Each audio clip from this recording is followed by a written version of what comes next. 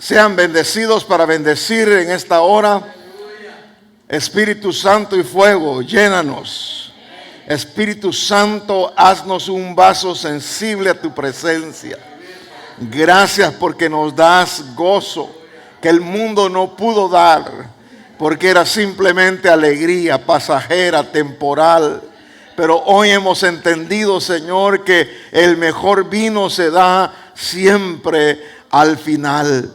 Padre, gracias por esta bendición de tomar vino nuevo, Padre, de recibir este pan para cada día, Señor. Bendice a mis hermanos, bendice a mis hermanas alrededor del mundo, donde quiera que estén, Señor amado, y los que estamos aquí presentes en tu casa, también bendícenos, Señor, con esta palabra. Que cada uno que está en medio de luchas y de pruebas, Señor, ellos puedan confiar en ti, Señor. Padre amado, te bendecimos, te exaltamos, declaramos que solamente tú eres Dios soberano y que a través de diferentes obras y operaciones tú, Señor, te encargas de llevar a tu pueblo en victoria. Gracias por este momento de alabanza, de gozo. Gracias porque nuestra actitud es de adoración, nuestra actitud es de acción de gracias. Por eso venimos pidiéndote también, Señor amado, por aquel que está sin paz, sin esperanza, aquella alma perdida, aquella alma, Señor, sin esa paz que nosotros experimentamos hoy, Señor. Jesucristo prometió darnos esa paz que sobreabundaba todo entendimiento, y por eso, Señor, te damos gracias por la salvación de nuestra alma, perdón de nuestros pecados, y lo mismo deseamos para nuestros parientes y amigos, para todas aquellas personas necesitadas de una operación en sus vidas. Gracias también por la sanidad de nuestro cuerpo. Gracias, Señor, porque has mantenido saludable a tu pueblo, Señor, y aquel que estuviera enfermo, dale esa palabra profética que por las llagas de Cristo Él ha sido sanado. Declaramos sanidad, Señor amado, a todo cuerpo enfermo por esas llagas de Cristo. Asimismo también esa liberación que se opera en el nombre de Jesucristo, y todo, Padre, para la gloria de tu nombre. Gracias, Padre, en el nombre de Jesús lo pedimos, Señor, y te bendecimos. Gloria a Dios. Así que bienvenidos todos a el discipulado pastoral.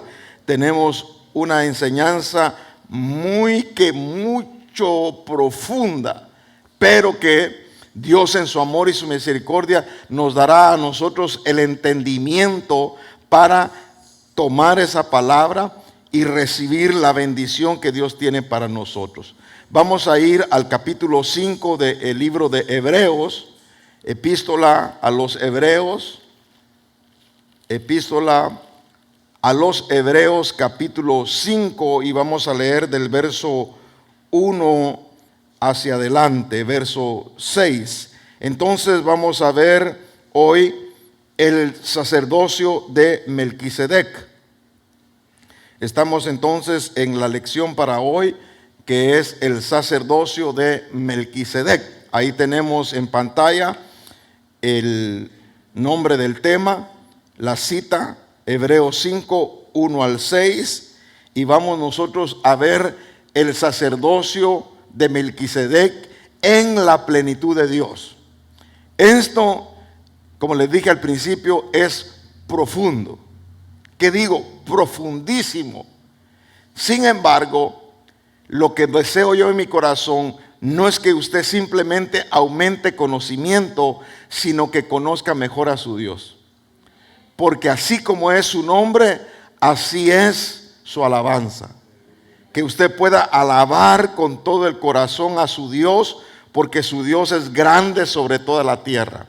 Él es grande sobre toda potestad, sobre todo nombre, sobre todo imperio, sobre toda jerarquía. Él es Dios soberano, Él es Dios verdadero. Entonces, entre más conozcamos nosotros a Dios, más sale de nuestro corazón esa alabanza y acción de gracias al ver operar un milagro a nuestro favor o al favor de otra persona que nosotros intercedemos. Cuando nosotros dejamos a un lado nuestra necesidad y ponemos la necesidad de otro, es cuando nos convertimos en intercesores. Y cuando Dios oye el clamor de alguien que ora por otra persona, Él se glorifica de una manera especial. Así que cuando más conocemos a Dios, más van a ser intensas nuestras alabanzas, mejoramos nuestro nivel de intercesión y Dios también nos escuchará. La palabra dice que todo lo que pidamos debe de ser en el nombre de Jesús. Ese nombre que es sobre todo nombre. No solamente toda rodilla se doblará, sino que también toda lengua confesará de que Él es el Señor.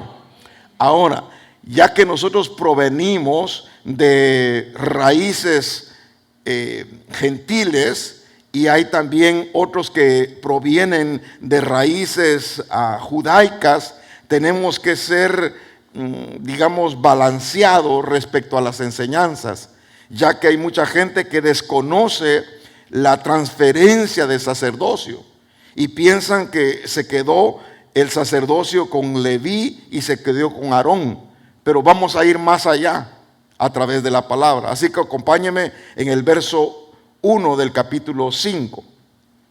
Porque todo sumo sacerdote tomado de entre los hombres es constituido a favor de los hombres en las cosas que a Dios se refiere, para presentar, 1, ofrendas, 2, sacrificios por los pecados. Eso significa que Adán ofrecía no sacrificio por pecado, sino que Adán presentaba ofrenda al Señor de acción de gracias. Eso lo vio Eva y también lo vio el enemigo. Entonces quiso quitarle esa bendición a Adán, provocándole a pecar para que lo sacaran. Por cuanto Adán pecó, fue destituido de la gloria. Imagínense la vestidura de Adán. Y cuando fue básicamente encontrado en pecado, él tuvo que salir. Entonces ahí perdió esa gloria que tenía en sus vestiduras. Ahora el padre tiene que sacrificar a un cordero para cubrir su desnudez. Entonces vemos que se transfiere un sacerdocio que estaba en el Edén, ahora cae a la tierra y ahí tiene que ser sacrificios por los pecados. Y entonces Abel entendió que había que sacrificar por los pecados que se habían cometido.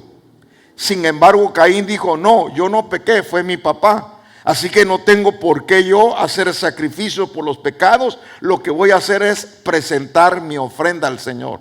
Y pensó que así iba a agradar a Dios, pero no se agradó Dios. Se agradó de la ofrenda de Abel porque él puso sacrificio por los pecados.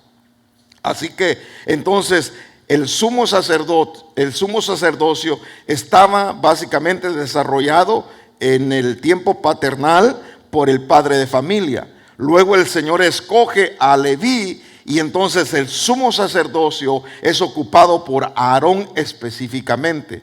Los levitas eran en otro nivel.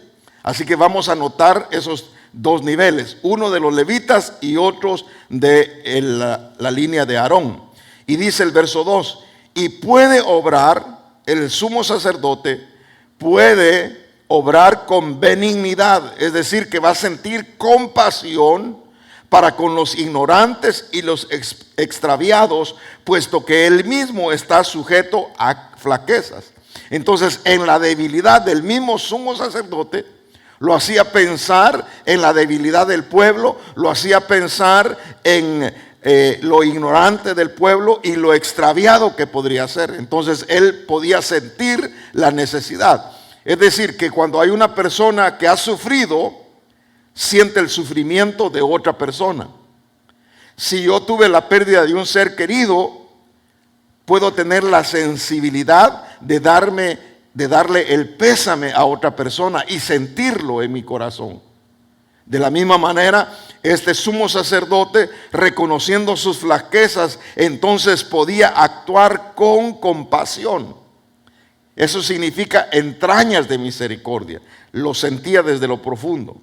Y por esa causa, verso 3, está obligado a ofrecer sacrificios por los pecados, por sí mismo, tanto como el pueblo. O sea, era doble sacrificio, por mí y por los demás. Verso 4, y nadie toma este honor para sí mismo, sino que lo recibe cuando es llamado por Dios, así como lo fue Aarón. Imagínense la bendición del sacerdocio que fue concedido a Aarón de una manera especial, a pesar de que podemos nosotros señalar a Aarón con un espíritu y un carácter de debilidad, porque en medio de la presión del pueblo, el pueblo pidió que se conmemoraba la grandeza de Dios, y queremos hacer fiesta al Señor. Haznos una imagen, una semejanza, queremos. Y entonces Aarón dijo: traigan el oro, traigan todo lo que traen en sus bolsas y vamos a hacer. Y constituyeron ahí un becerro dorado, lo adoraron, y Aarón dijo: este es el Señor que lo sacó de Egipto. Acuérdese que él no había sido investido todavía. Aunque el pueblo tenía que cuidarse, todavía no había un establecimiento de su sacerdocio, pero después de Moisés, Aarón era el que continuaba en el liderazgo espiritual, y luego salía Josué, quien estaba con Moisés en el monte alto. Ahora, cuando él es escogido, no es escogido porque él había ganado la posición, sino porque Dios lo honró.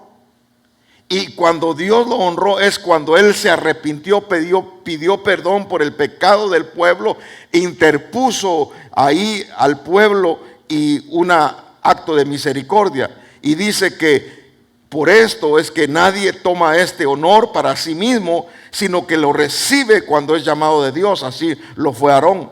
De la misma manera, Cristo no se glorificó a sí mismo para hacerse sumo sacerdote, sino que lo glorificó el que le dijo: hijo mío eres tú. Entonces entendamos esta posición, porque Cristo no podía ser parte del sacerdocio debido de que él no era de la línea de Leví. Jesús no era levita, Jesús era de la tribu de Judá. Por tanto, él no podía ejercer sacerdocio. Entonces, si no iba a ser sacerdote, ¿cómo iba a ofrecer un sacrificio? Tenía que venir una nueva delegación, un nuevo orden. Así que entonces, al no glorificarse a sí mismo, haciéndose sumo sacerdote y usurpando un lugar, sino que el que lo glorificó dijo en el verso 5: hijo mío eres tú, yo te he engendrado hoy. Como también dice en otro pasaje: tú eres sacerdote para siempre según el orden de Melquisedec. Ahora, ahí es donde nosotros vamos a entender que hay solamente 3 pasajes o 3 libros donde directamente se menciona el nombre de Melquisedec. Y es en el libro de Génesis capítulo 14, y es en el Salmo 110, y es en Hebreos, que es lo que estamos leyendo ahora. Notemos entonces que aquí iba a venir una nueva orden. Significa que iba a haber un reemplazo, y esto era a la menor y a la mayor. La menor era el sacerdocio levítico, y la mayor era el sacerdocio arónico. Entonces, la nueva orden reemplazando a la menor y a la mayor por la mejor. ¿Y cuál es la mejor? La mejor es la de Melquisedec. Note entonces en Números capítulo 3, vaya allá a Números capítulo 3, por favor. Nos vamos a ubicar ya en el desarrollo de la enseñanza para que veamos cómo es el establecimiento de una nueva orden sacerdotal, debido a que Jesucristo no venía en el linaje levítico. Tenía que haber un cambio de orden, así como también cuando se cambia la ley, era necesario que se cambiara el sacerdocio. Ahora, note capítulo 3 y verso número 9, por favor. Darás pues los levitas a Aarón y a sus hijos. Les son dedicados por completo de entre los hijos de Israel.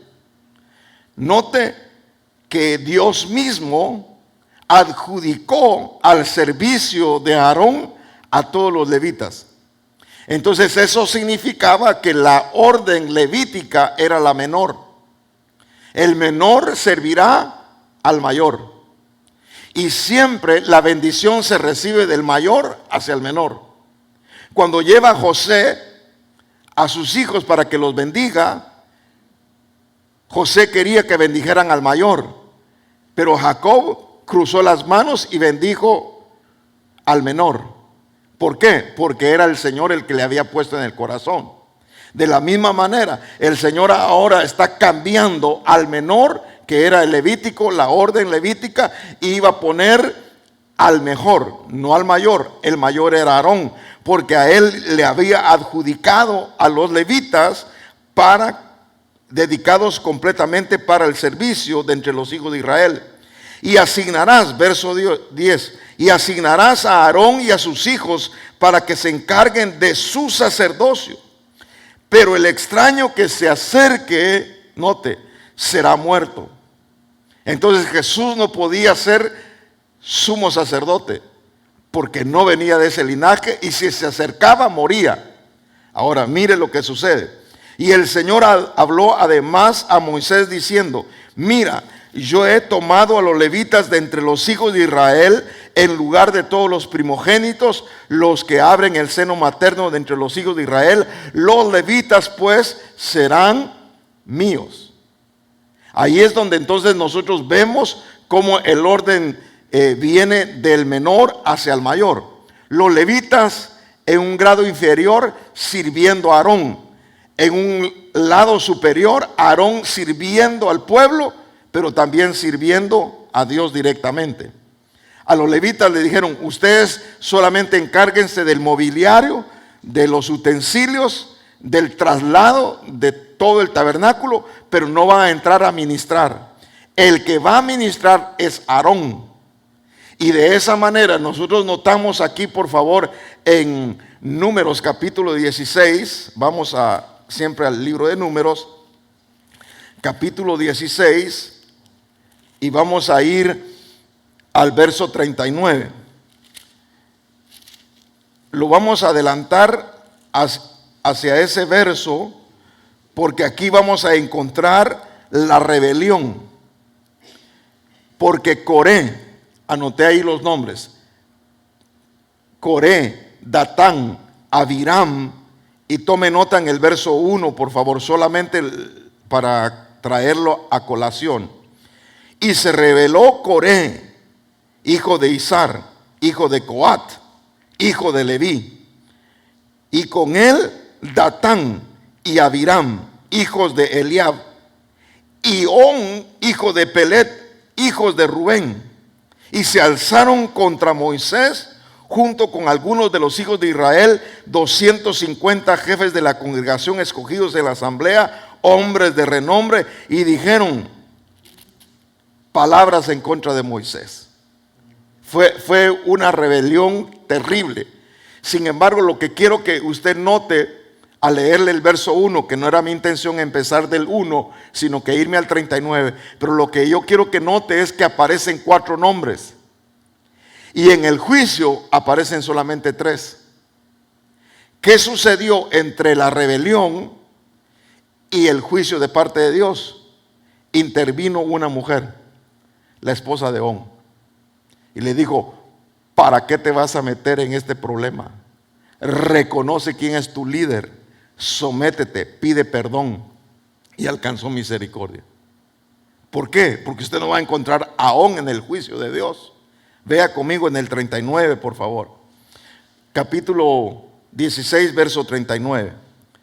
El sacerdote Eleazar tomó los incensarios de bronce que habían presentado los que fueron quemados, y a martillo los hicieron una cubierta para el altar, como recordatorio para los hijos de Israel de que ningún...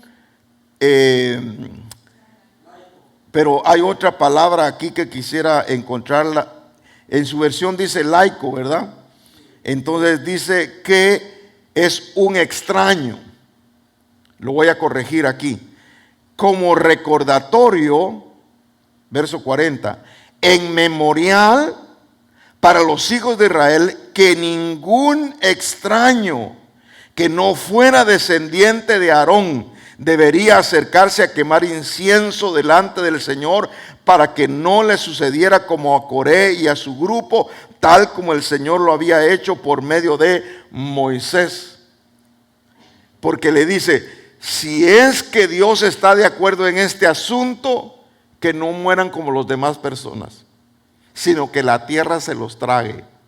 Vivos descendieron al Seol. Dice la palabra del Señor que ahí estaba Datán, Abiram y por supuesto Coré. Y cuando se encendió la ira del Señor, se abrió la tierra y se los tragó.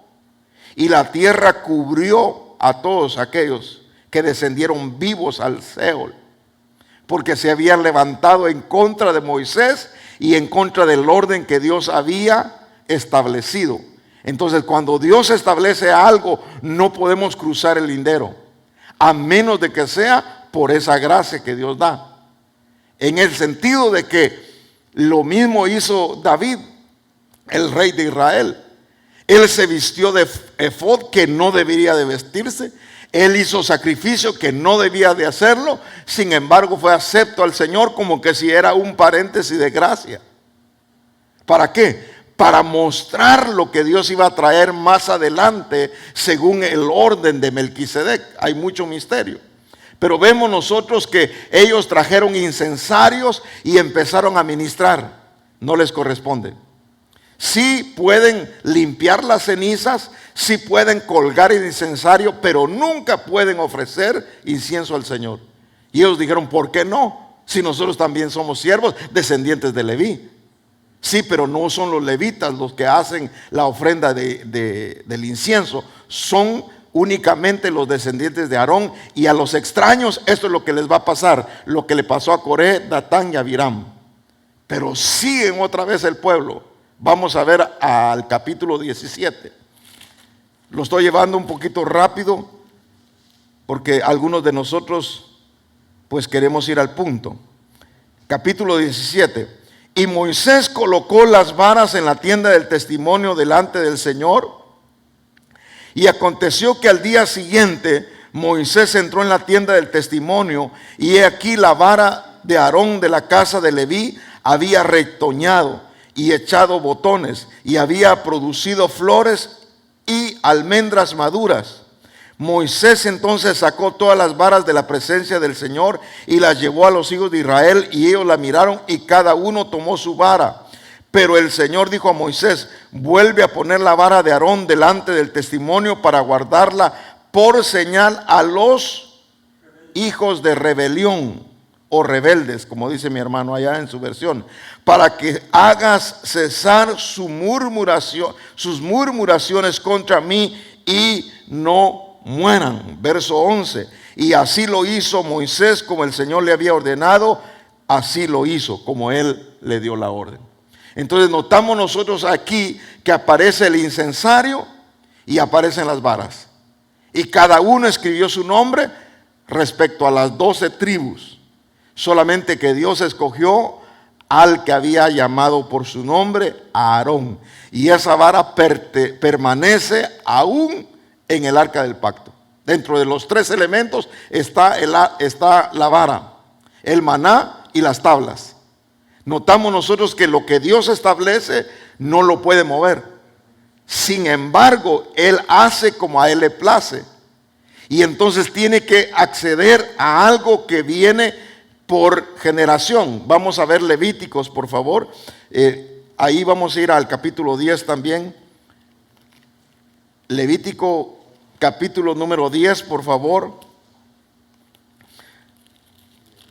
Capítulo 10, verso 1.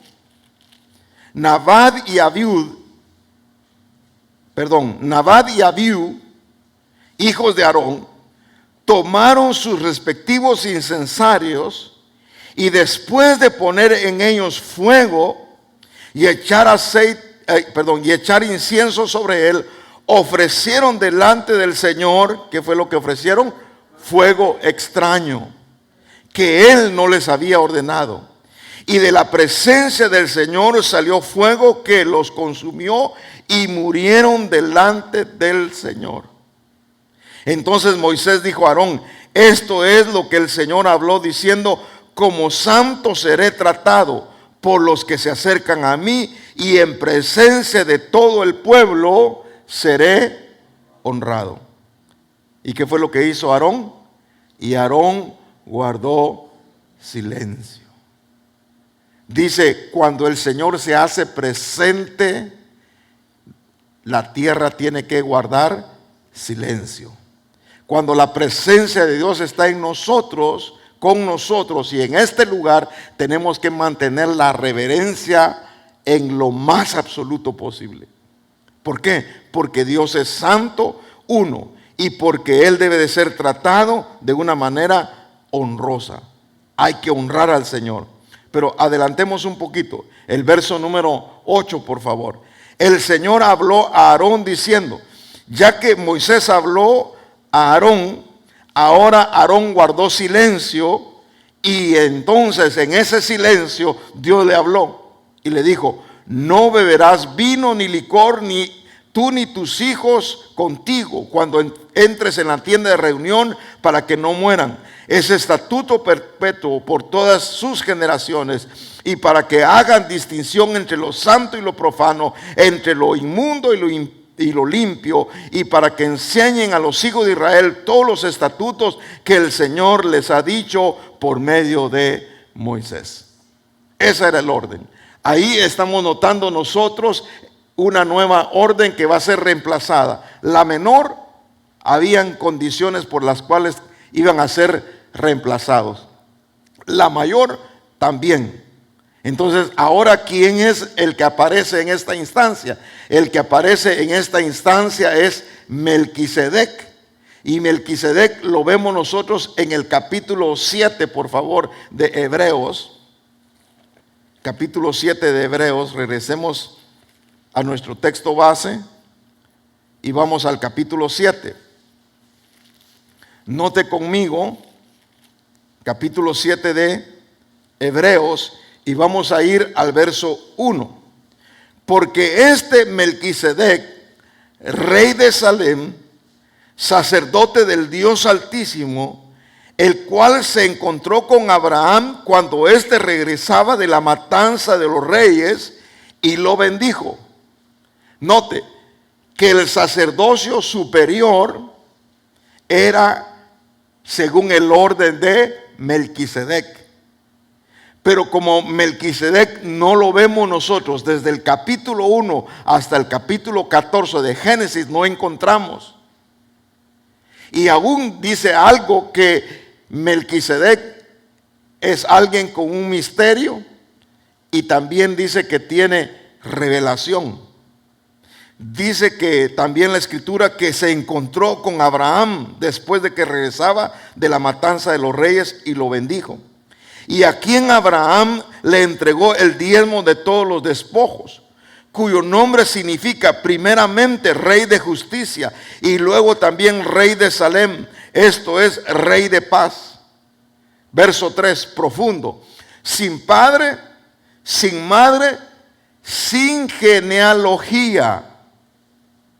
Eso significa que no había que rastrearle el pasado, porque todos tenían que comparecer delante de Aarón y certificar que ellos eran descendientes de Leví, y que ellos también, los levitas, eran descendientes de Aarón si querían entrar en el sumo sacerdocio.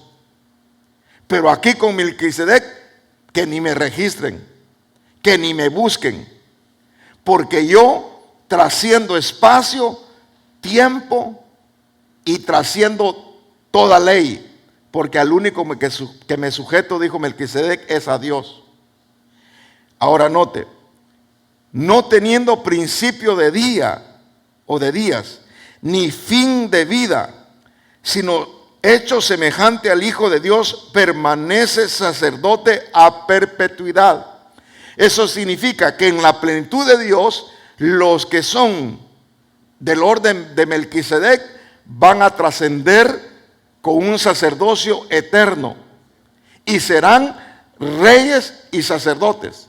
Entonces, ¿qué fue lo que hizo Melquisedec? Su nombre significa, primero Melec, rey, y luego Sedec, justicia. Agregando Melec, Sedec, dice rey de justicia, pero también se le llama rey de Salem, de donde viene la expresión Shalem, Shalom, paz, bienestar, que era también la primera ciudad que se había asentado sobre ese monte llamada Salem. Ese territorio que ahora lo conocemos nosotros como Jerusalén.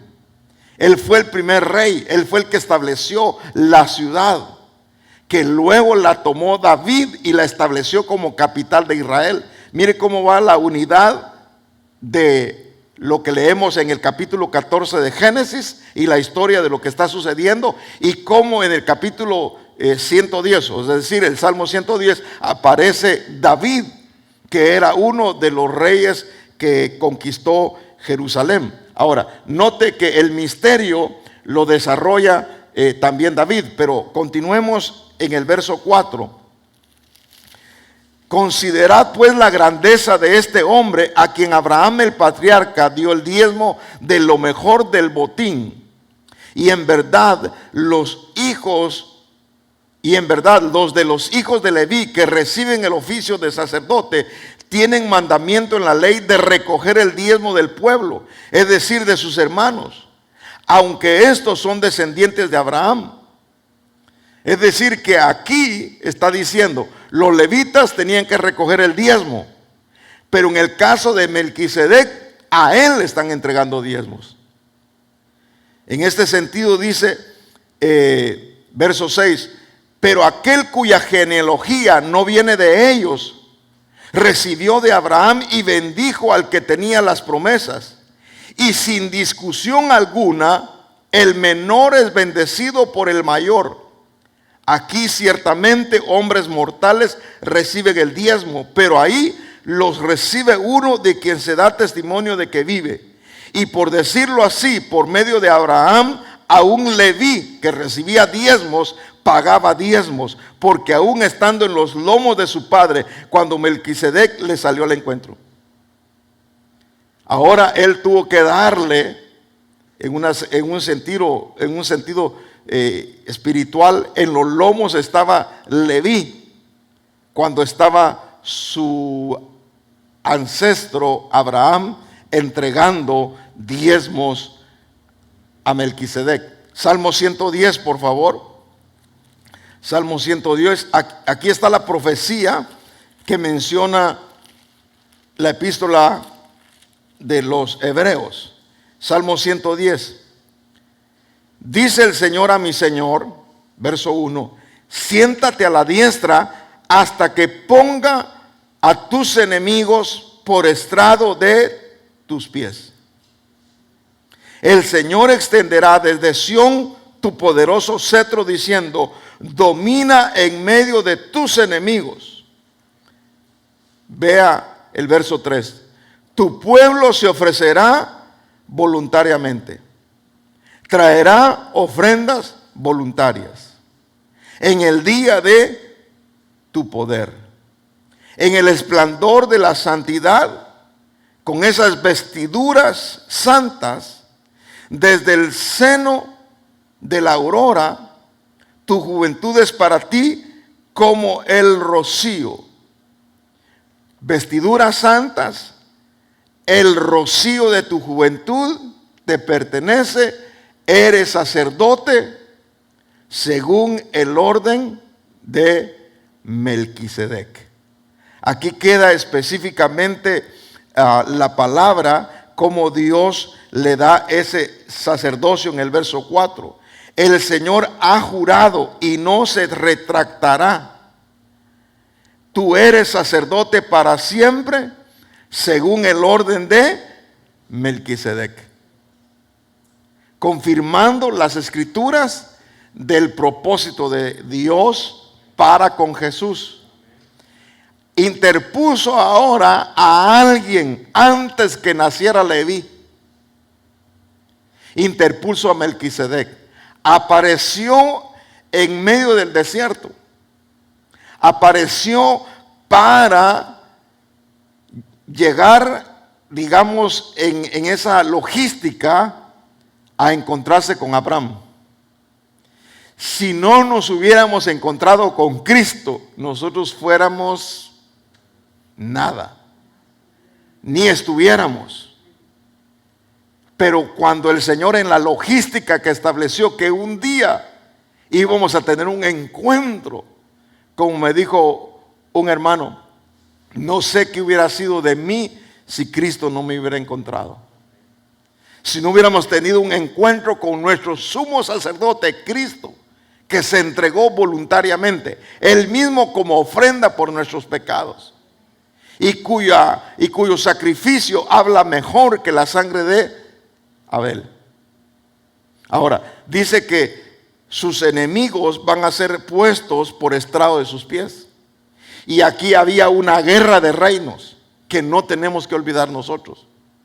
Que si bien es cierto, esto no altera nada nuestra salvación o nuestro pensamiento, sino que a un conocimiento mejor de Dios podemos alabarle de una manera mucho mejor. Tenemos una conciencia de quién es Dios y qué es lo que Cristo significa para nosotros. Que todo lo hizo el Señor perfectamente desde Génesis.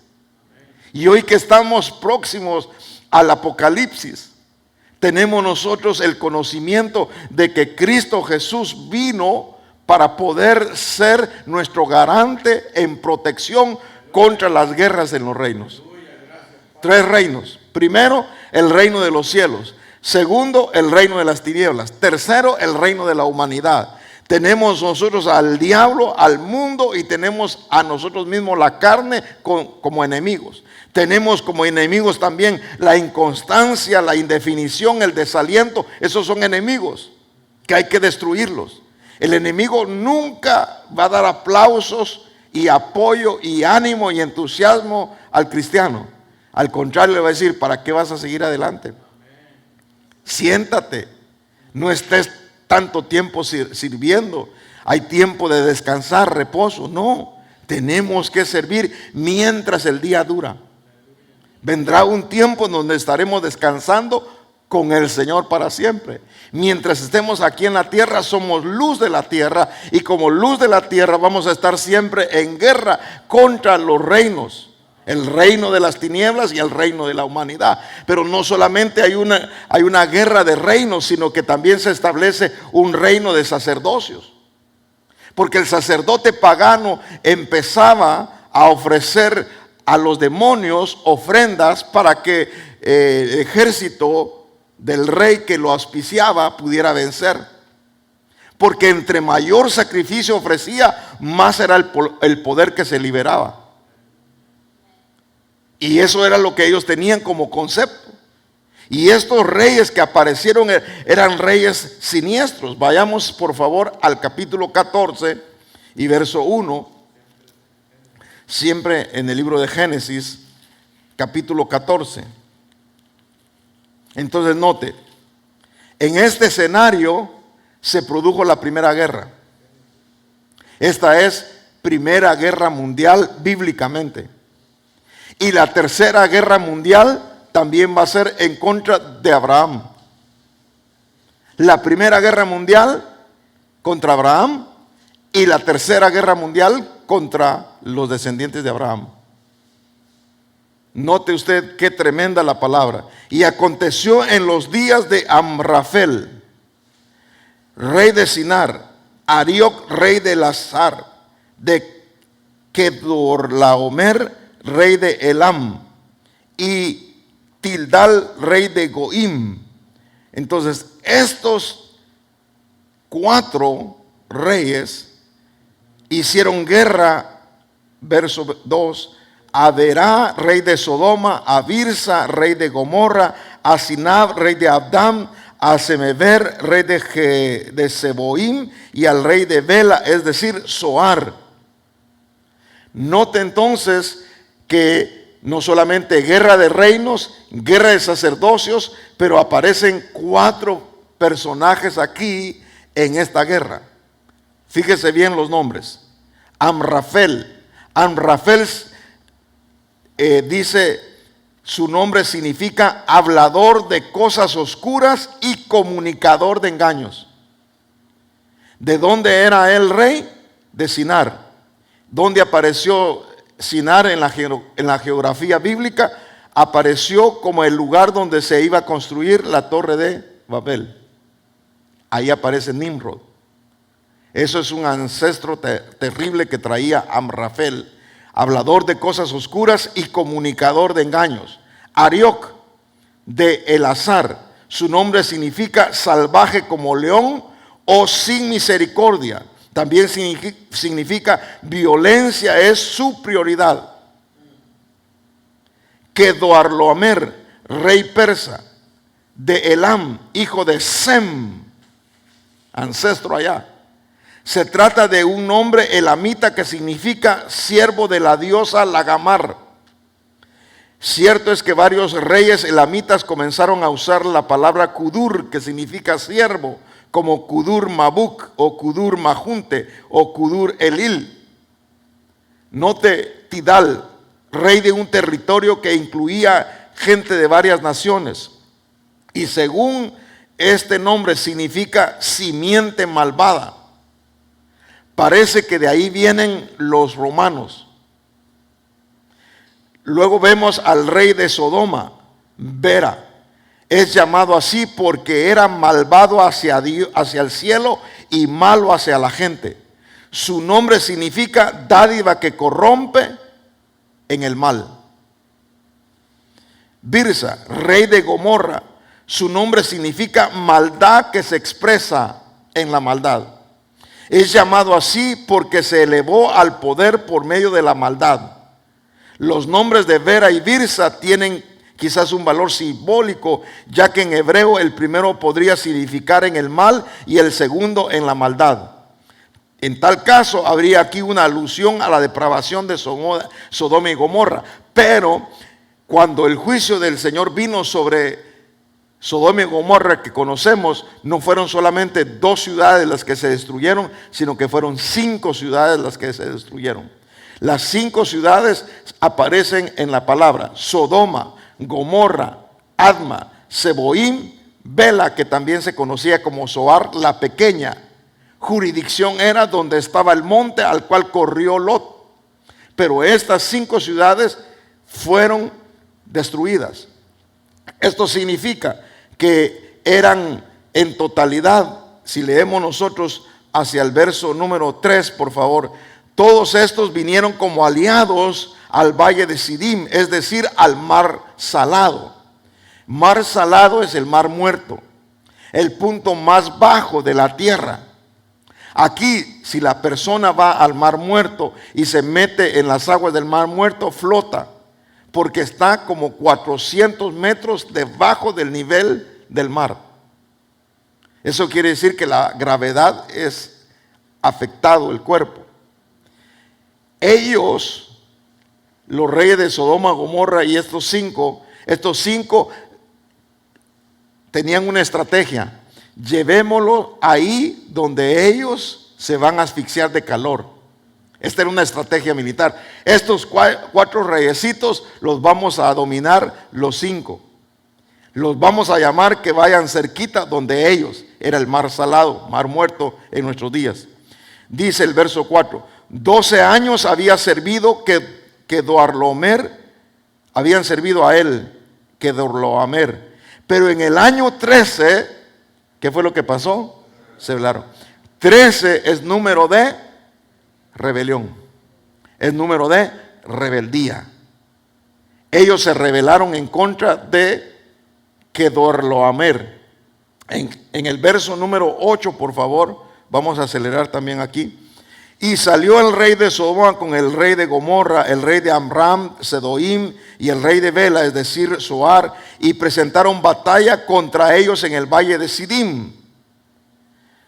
Esto es contra Kedorlaomer, rey de Elam, Tildal, rey de Goim, Amrafel, de Sinar, Arioc, rey de Elazar, 4 reyes contra 5. Quiere decir que estaban en desventaja. Y en el valle de Sidim, que significa valle de los reyes o del rey, estaba lleno de pozos de asfalto. Y el rey de Sodoma y el de Gomorra huyeron y cayeron ahí. Y los demás que no cayeron entre los pozos, se fueron huyendo a los montes. Entonces tomaron todos los bienes de Sodoma y Gomorra y todas sus provisiones y se fueron. Y tomaron también a Lot, sobrino de Abraham, con todas sus posesiones, pues él habitaba en Sodoma, y partieron. Sobrino, no tenemos por qué tener altercado. No hay razón para que nos estemos peleando. En realidad no eran ellos, eran los pastores. Dijo, aquí hagamos la paz. Tú escoges a la derecha, yo me voy a la izquierda. Tú escoges el desierto, yo me voy a la montaña. Tú escoges la montaña y el valle, o donde tú quieras, escógelo tú. Y Lot dijo, yo me doy a Sodoma, yo me doy a Gomorra. Y iba caminando. Y en el desierto no se puede ir solo. En el desierto tenemos que ir con compañía. El ángel del Señor acampa a nuestro alrededor, pero tenemos que estar en compañía de nuestra familia para protegernos, para ayudarnos, para asistirnos, para ayudarnos, orar los unos por los otros. Lot se quedó solo y en esa soledad iba transitando rumbo a Sodoma. Y vienen estos reyes y se lo llevan. Si al que andamos buscando es Abraham, pero qué bueno que encontramos al sobrino. Y con todo y pertenencia se lo llevaron y tomaron. Y uno de los que escaparon, verso número 13, mire cómo Dios es un Dios de misericordia. Uno de los que escaparon vino y lo hizo saber a Abraham, el hebreo. Hebreo en esta distinción dice uno que atraviesa. ¿Qué era lo que atravesó? El Jordán. Cristo también atravesó el Jordán. David atravesó el Jordán. Melquisedec atravesó el Jordán.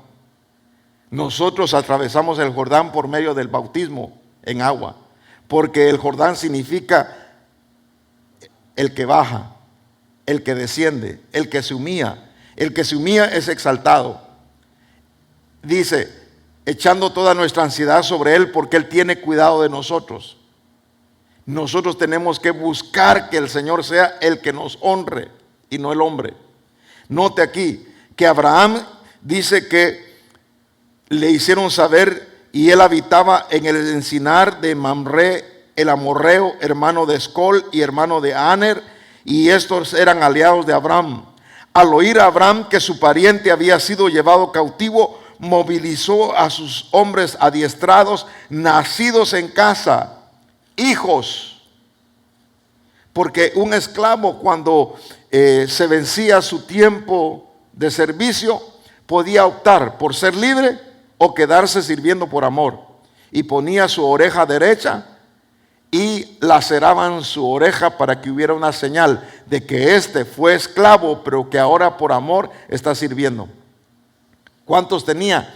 318 hombres adiestrados, nacidos en su casa. 318. Y salió en su persecución hasta Dan. De un extremo, vemos nosotros en el mapa, desde ahí del Mar Muerto subió hacia arriba. Lógico, voy a subir hacia arriba. Y llegó ahí por Dan, y por la noche él con sus siervos organizó sus fuerzas. En otra versión dice que dividió el grupo contra ellos y los derrotó. Y los persiguió hasta Oba, que está al norte de Damasco, y recobró todos sus bienes, también a su pariente Lot con sus posesiones, y también a las mujeres y a la gente. Ahora, vea, dos reyes salen al encuentro de Abraham en el Valle del Rey. ¿A quién vas a seguir? Verso 17. A su regreso, después de derrotar a Kedorlaomer y a los reyes que estaban con él, salió a su encuentro el rey de Sodoma. ¿Quién era? Dijimos el rey de Sodoma, por aquí lo encontramos. Era la dádiva que corrompe en el mal. Le salió al encuentro uno que lo iba a corromper, contaminar. Le salió al encuentro en el valle de Sabe, es decir, el valle del rey. Entonces Melquisedec, rey de Salem, mire, esa era la logística que le digo, que se atraviesa ahí Melquisedec, y dice la escritura: entonces Melquisedec, rey de Salem, sacó pan y vino. ¿Qué significa esto? La cena del Señor. Sacó pan y vino. Él era sacerdote ¿de quién? ¿Y cómo se llama el Dios Altísimo? El Eyón. El Eyón, el Dios omnipotente, el Altísimo. Ese es superlativo. Más alto que el alto es el Altísimo. Y el Altísimo ya no hay más que Él. Así que Él es el Eyón, el sacerdote del Dios Altísimo. Y lo bendijo diciendo: bendito sea Abraham del Dios Altísimo, creador del cielo y de la tierra. Y bendito sea el Dios Altísimo que entregó a tus enemigos en tu mano. Eso significa que hubo una intervención divina antes de que llegara a su encuentro el rey de Sodoma. Lo que hizo el Señor, mandarle a su sacerdote. Y cuando le envió su sacerdote, no solamente le dio pan y vino, sino que le dio su bendición. Con la bendición nosotros de Dios vamos a derrotar los ejércitos del enemigo. Y dice que entonces dio a Abraham el diezmo de todo. Entendió y respondió dando sus diezmos. Es decir, fueron abiertos sus ojos cuando podía ver la fuente de su prosperidad. La fuente de su prosperidad era Dios. Y el rey de Sodoma dijo a Abraham otra vez: dame las personas y toma para ti los bienes. Y Abraham dijo al rey de Sodoma: he jurado al Señor Dios Altísimo, creador del cielo y de la tierra, que no tomaré ni un hilo, ni una correa de zapato, ni ninguna cosa tuya, para que no digas: yo enriquecí a Abraham. Nada tomaré excepto lo que los jóvenes han comido y la parte de los hombres que fueron conmigo en alianza, Aner, Escol y Mamre, ellos tomaron su parte, pero yo ni siquiera tomaré una correa, ni un hilo, para que no digas que tú me enriqueciste. Es Dios el que me ha hecho. Entonces era evitando el mal que se venía sobre la tierra de Sodoma y Gomorra.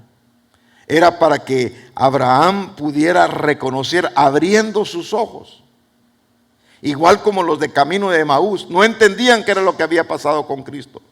El Cristo de la gloria había sido crucificado, entregado por pecadores. Incluso en ese momento, cuando le dijeron: ¿cuál es la acusación? ¿Por qué causa lo vamos a crucificar? Y dos testigos vinieron falsamente y dijeron: él dijo que era Dios. Entonces el sumo sacerdote, oiga, dice que se rasgó las vestiduras. Y Dios había dicho: miren, la vestidura del sumo sacerdote va a tener un cuello distintivo, para que cuando se lo ponga, por accidente no lo rasgue. Sus vestidos internos serán de lino, y no subirá sobre gradas, sino que sobre una rampa, para que no sude y caiga su sudor delante de mi presencia, porque morirá. Y entonces cuando ellos se rasgaron su vestidura, el sumo sacerdote, ahí estaba rompiendo el mandamiento que Dios había explicado a Aarón que no podía rasgar su vestidura, porque el día que rasgaba su vestidura perdía el sacerdocio. ¿A quién le correspondía entonces ahora el sacerdocio? A Cristo. Incluso cuando aquellos hombres dijeron, los soldados dijeron, no rompamos el vestido, la túnica del Señor, no lo rompamos, porque entonces va a desvaluarse, mejor echemos suertes y el que le quede pues es el que gana, lógico, ¿verdad? Para no romperlo. No se rompió su vestidura, no se rompieron sus huesos, ni tampoco se rompió ninguna ley, sino que ellos lo dieron. Incluso se había adelantado Zacarías, el papá de Juan, en el orden que él tenía que entrar a ministrar en el lugar santísimo. Dice que ahí tuvo una experiencia sobrenatural, ¿se acuerda? Entonces de ahí nace Juan. Juan el Bautista lo encuentra y dice, este es el Cordero, y lo bautiza. Lo unge el Espíritu Santo como sumo sacerdote. No se había manifestado, ni en la cruz se manifestó, sino que se manifestó al final cuando dijo, Padre, perdónalos porque no saben lo que hacen. Y expirando, dijo, hecho es, consumado es. A lo que tú me trajiste, lo he cumplido.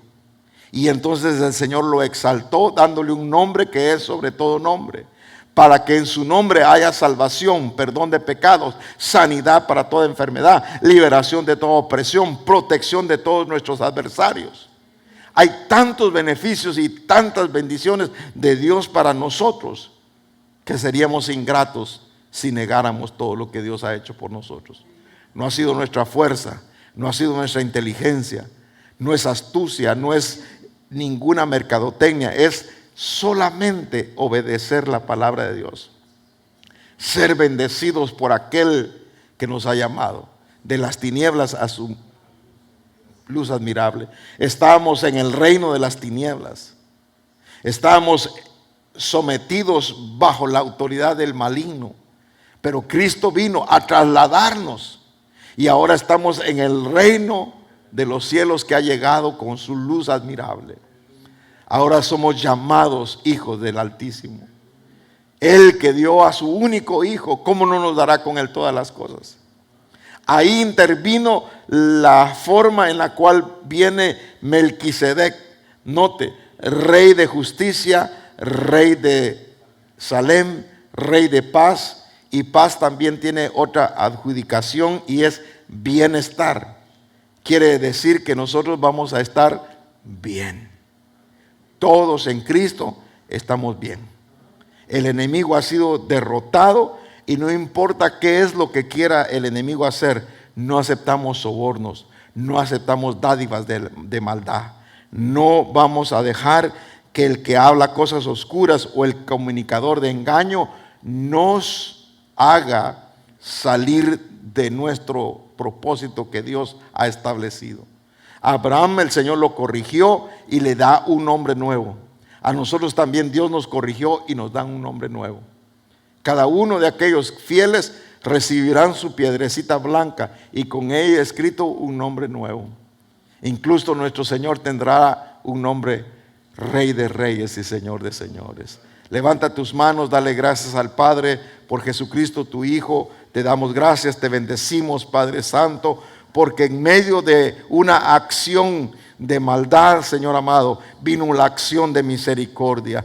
Cuando fuimos, Padre Celestial, trasladados al reino de la luz. Gracias porque nos ayudaste a rechazar al devorador, al tentador, al destructor, al vengador, al ladrón. Gracias, Padre Celestial, porque veniste a liberarnos de toda astucia del humanismo, del legalismo y toda astucia de las tinieblas, Padre, y nos trasladaste al reino de tu amado Hijo. Te bendecimos, Padre, te damos a ti toda la gloria, toda la honra y toda la alabanza, porque a ti te pertenece. Tú eres un Padre de amor y de misericordia, y te pedimos por todos los tuyos, Padre, alrededor del mundo. Sé con ellos, Padre, bendícelos en el nombre poderoso de Jesús. Gracias por haber estado con nosotros el día de hoy, y sé que mañana también nos prepararás para las labores y llevarás a tu pueblo, Señor, en victoria. Despídenos en paz y en bendición, y que cada uno de aquellos que están a través de los diferentes medios de comunicación puedan recibir la parte que tú correspondías darles a cada uno por nombre. Cualquier necesidad, Padre, tú has escuchado en sus oraciones. Sé tú, Señor, el que te has de glorificar. En el nombre de Jesús lo pedimos y te bendecimos, y queremos invitar a todos a que se mantengan en continuación de nuestra programación, elimfm.com.